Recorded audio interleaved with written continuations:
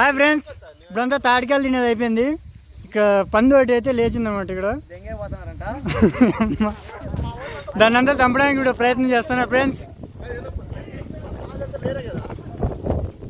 తాటికాయలు తిని ఊరుకోండి పందులు చంపేకి.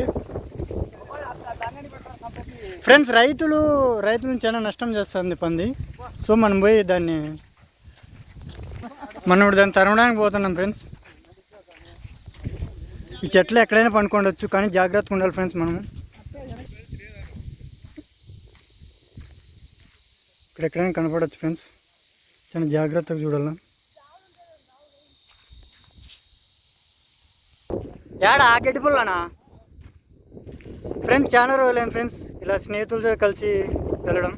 ఎప్పుడో ఫస్ట్ క్లాస్ సెకండ్ క్లాస్లో అట్లా పోతాంటి. తాటికాయలు తిని ఇట్లా బాగా ఫ్రీగాను. చాలా రోజులకి అదృష్టం కలిగింది ఫ్రెండ్స్ మాకు. ఫ్రెండ్స్, మనమైతే ఇప్పుడు గడ్డి పొలం చేరుకున్నాం. బహుశా ఇందులో ఉండొచ్చు. ఇంత చుట్టుముట్టాం ఫ్రెండ్స్ టార్గెట్ని.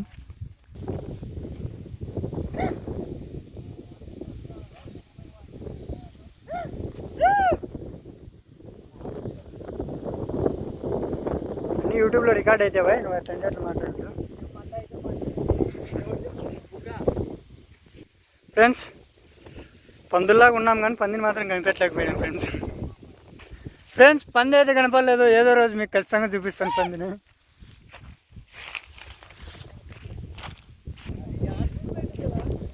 నిరుత్సాహంతో వెనుదిరిగినాం ఫ్రెండ్స్.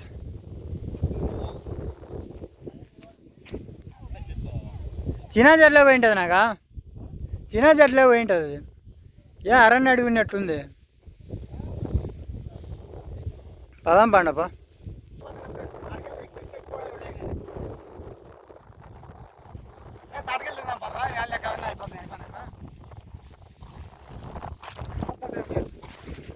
ఏముంటండి అబ్బాయికి ఇది వద్దు, మీ ఆయన మీ అమ్మాయి కొడతారు. ఇప్పుడు అయినది ఇప్పుడు ఎవడు మాట